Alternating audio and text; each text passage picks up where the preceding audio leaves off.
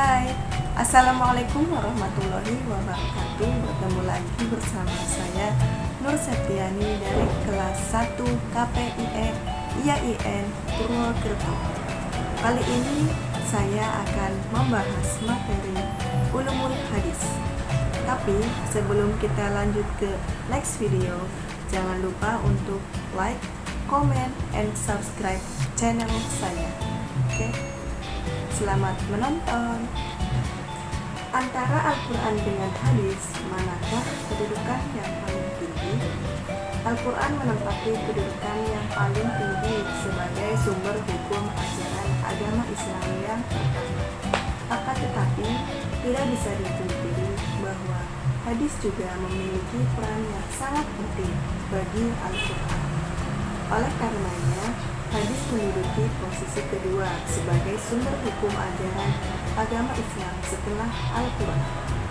Menggunakan Al-Quran tanpa mengambil hadis sebagai landasan hukum dan pedoman hidup adalah suatu hal yang mustahil, karena Al-Quran akan sulit dipahami tanpa memakai hadis.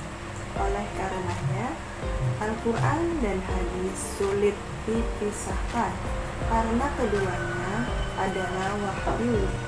Hanya saja yang membedakannya yaitu Al-Quran merupakan wahyu matlu yang makna dan lafaznya dari Allah Subhanahu wa Ta'ala, sedangkan hadis yaitu wahyu khairu matlu, yaitu maknanya dari Allah tapi lafaznya dari Nabi Muhammad SAW. Mengapa hadis dijadikan sebagai hujah atau dasar hukum bagi umat Islam?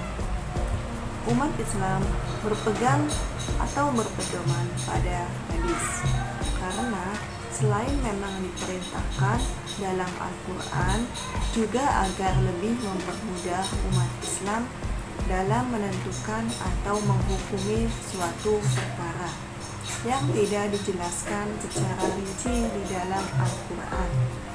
Juga memudahkan kaum muslimin dalam berbagai hal seperti tata cara sholat, kadar ketentuan zakat, cara haji, dan masih banyak lagi. Adapun contoh dalil kehujahan hadis ada pada Quran surat Ali Imran ayat 32 yang berbunyi, A'udzubillahi minasyaitonirrajim. Bismillahirrahmanirrahim. Qul athi'ullaha wa rasul fa in tawallaw fa innallaha la yuhibbul kafirin. Yang artinya, katakanlah Muhammad, taatilah Allah dan Rasulnya. Jika kamu berpaling, maka sesungguhnya Allah tidak menyukai orang-orang kafir. Quran surat Ali Imran ayat 32. Adapun kedudukan hadis sebagai sumber hukum Islam dapat kita lihat dalam beberapa dalil, baik dalam bentuk akli maupun nakli, dari dalil Quran, dalil hadis, ijma maupun ijtihad para ulama. Selanjutnya yaitu macam-macam fungsi hadis terhadap Al-Quran. Ada 4 fungsi, yaitu yang pertama bayanu tafsir, yang kedua bayanu takrir, yang ketiga bayanu tasyri', dan yang terakhir yang keempat yaitu bayanu an-nas. Bayanu tafsir yaitu fungsi hadis dalam menjelaskan maksud dari Al-Quran secara terperinci.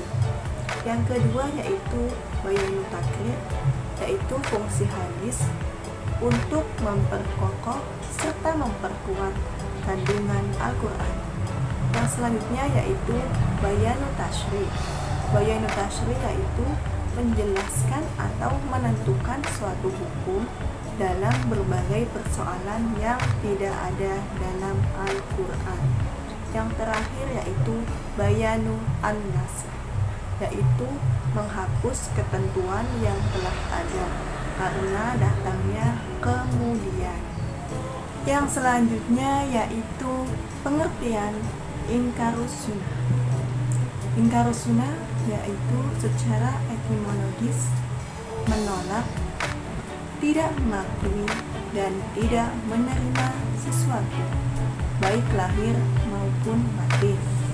Sedangkan pengertian engkarusnya secara terminologis yaitu suatu paham yang timbul pada sebagian minoritas Islam yang menolak sunnah atau hadis dijadikan sebagai sumber ajaran agama Islam.